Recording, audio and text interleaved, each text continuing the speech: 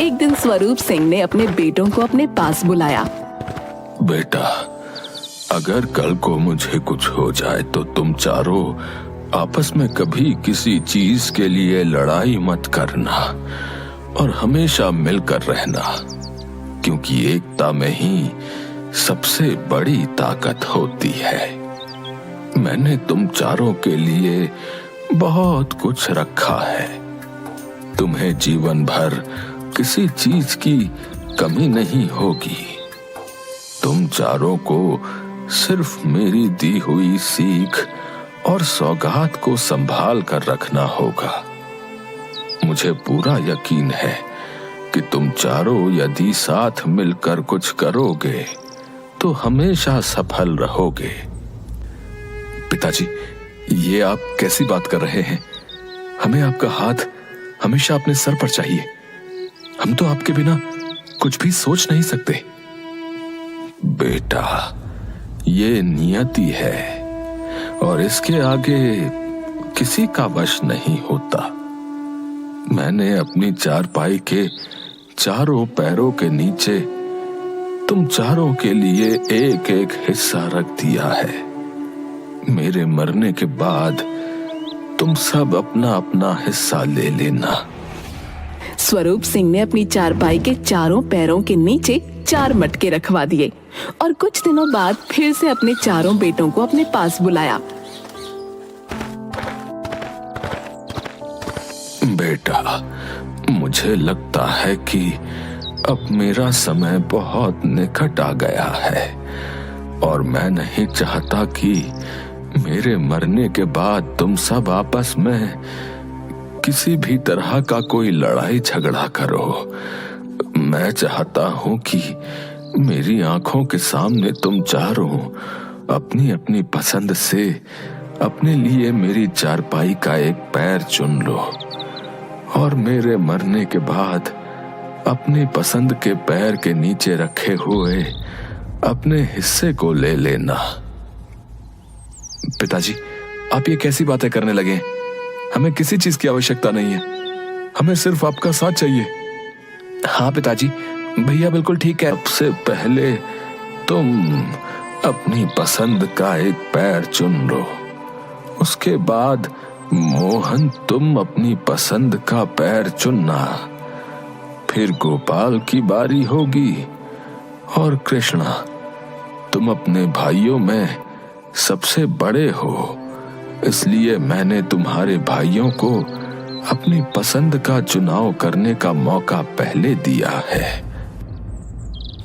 पिताजी, मैं जानता हूं आप जो भी करते हैं वो बहुत सोच समझ कर करते हैं और आपकी हर बात के पीछे कोई ना कोई वजह और सीख होती है।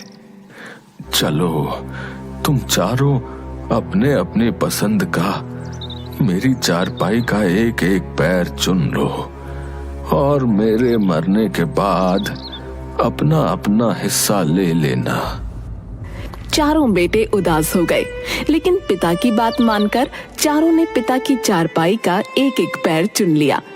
थोड़ी देर के बाद ही स्वरूप सिंह ने अपनी आखिरी सांस ली। घर में किसी चीज की कमी नहीं थी। चारों बेटों ने मिलकर पिता का अंतिम क्रियाकर्म पूरी विधि विधान से किया। फिर कुछ दिनों बाद पिताजी को गए कई दिन हो गए हैं। हमें अपने परिवार को सुचारू रूप से चलाने के लिए उनके कहे अनुसार अपने जीवन को आगे बढ़ाना होगा। हाँ भैया, आप बिल्कुल सही कह रहे हैं। पिताजी भी तो यही चाहते थे कि हम चारों मिलकर इस घर को संभालें। ठीक है, तो चलो हम सब अपना अपना हिस्सा पिताजी की चारपाई के पैर के नीचे से निकाल लेते हैं। चारों ने मिलकर खुदाई करी तो चारपाई के हर पैर के नीचे से एक एक मटका रखा मिला। भैया, पिताजी ने हम चारों के लिए 4 मटके रखे थे। चलो, अब हम सब एक एक करके अपने अपने मटके को देखते हैं। मेरे मटके में तो हीरे और जवाहरात रखे हैं। भैया, मेरे मटके में सोने और चांदी के सिक्के हैं।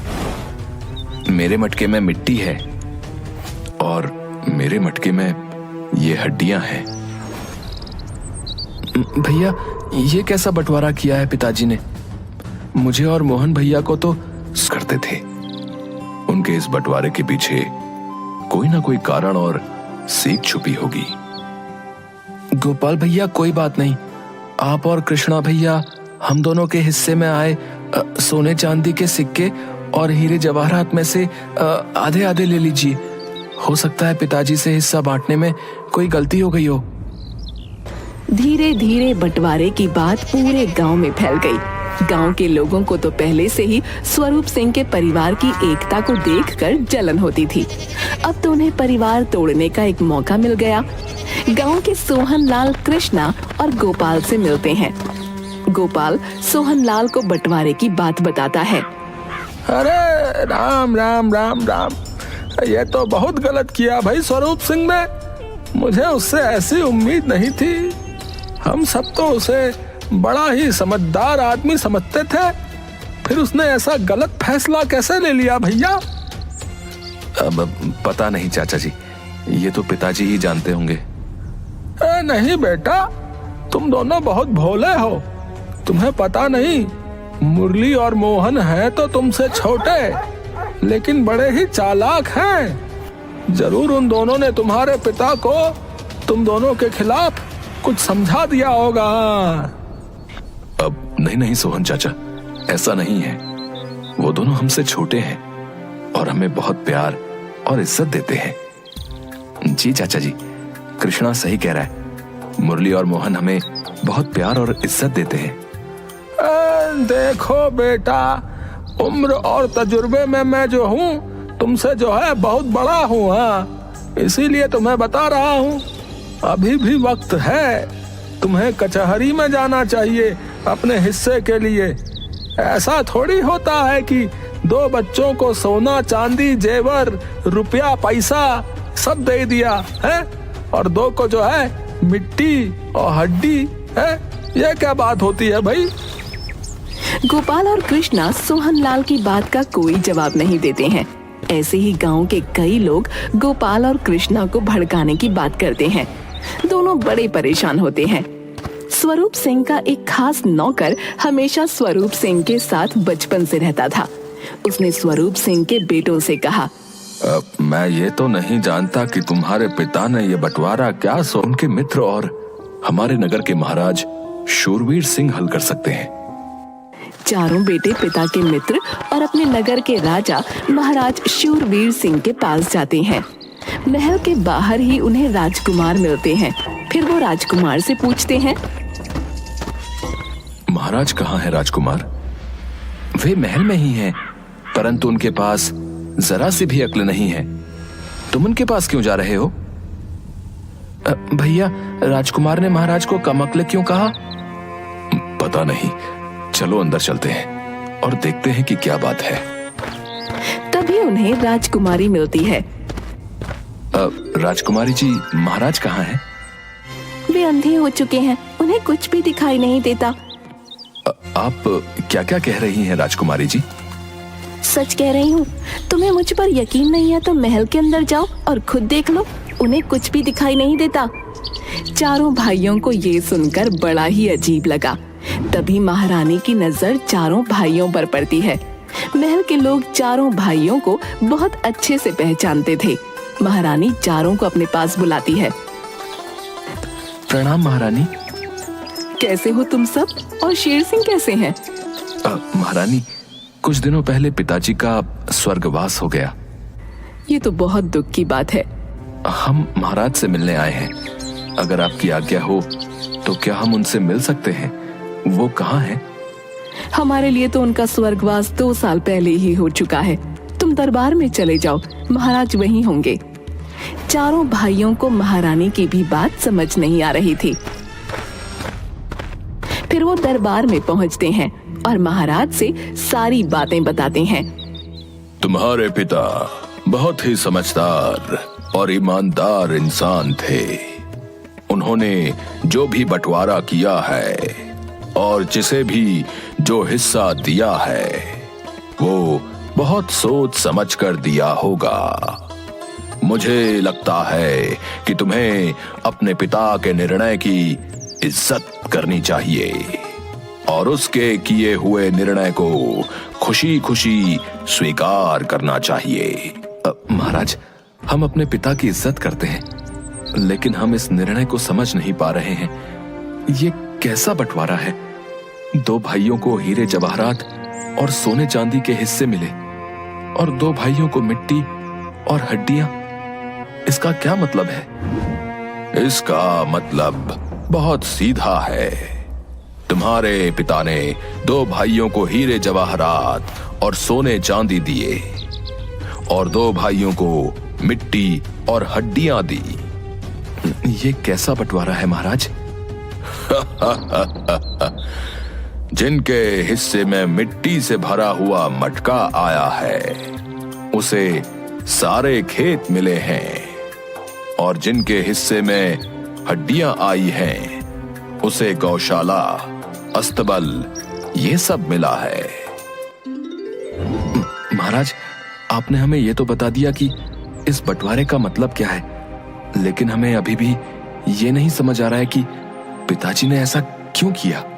बेटा, तुम्हारे पिता ने इस बारे में मुझसे चर्चा की थी और उन्होंने मुझे ये कहा था कि मैं इस पहेली का हल तुम्हें तभी बताऊंगा जब तुम चारों एक साथ मेरे पास आओगे। मतलब अगर हम में से कोई एक नहीं आता तो आप हमें इस पहेली का मतलब नहीं बताते?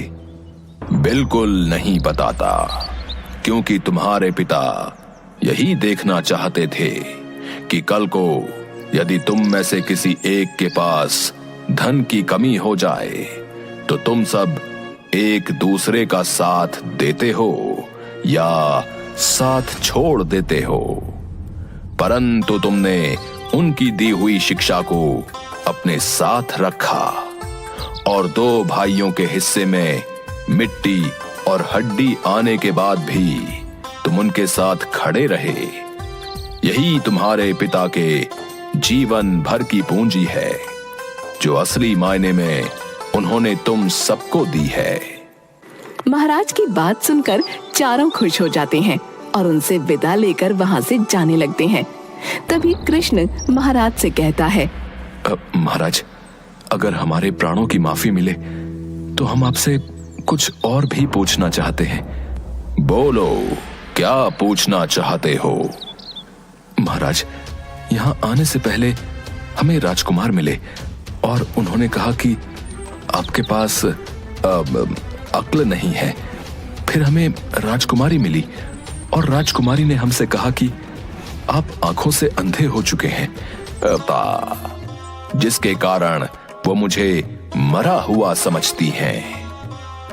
राजकुमार अब 17 वर्ष के हो चुके हैं और मैं चाहता हूं कि वो अपनी शिक्षा पूरी करके मेरी दी हुई परीक्षाओं को पास करे और उसके बाद मैं ये राज्य उसको सौंप दूं।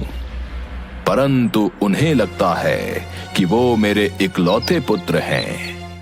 उन्हें किसी भी शिक्षा या परीक्षा की कोई जरूरत नहीं है। मुझे ऐसे ही उनका राज्याभिषेक कर देना चाहिए, इसलिए वो मुझे कम अक्ल समझते हैं। और रही राजकुमारी की बात, तो मैं राजकुमारी के लिए एक सुयोग्य वर देख रहा हूं, परंतु राजकुमारी अपने पसंद के वर से विवाह करना चाहती हैं और उन्हें लगता है कि मुझे उनकी खुशियां नहीं दिखती, इसलिए वो मुझे अंधा समझती है। महाराज, हम आपकी और अपने पिता दोनों की बात को पूरी तरह समझ गए। हमारे पिता ने क्यों कहा था कि एकता में बल होता है, और उन्होंने ऐसा बंटवारा क्यों किया था, क्योंकि वो चाहते थे कि हम भाइयों को यह पता हो कि हम एक दूसरे के लिए क्या सोचते हैं। उनके किए हुए बंटवारे से हम सब परेशान थे, परंतु हमारे 2 भाइयों ने पिता के किए हुए बंटवारे के बावजूद भी हमें अपने हिस्से की धन दौलत में से देने की बात कही। इसका मतलब यह है कि हमारे बीच में पैसे की वजह से कभी मनमुटाव नहीं होगा। काश मेरे पुत्र और पुत्री भी तुम्हारी तरह अपने पिता के फैसले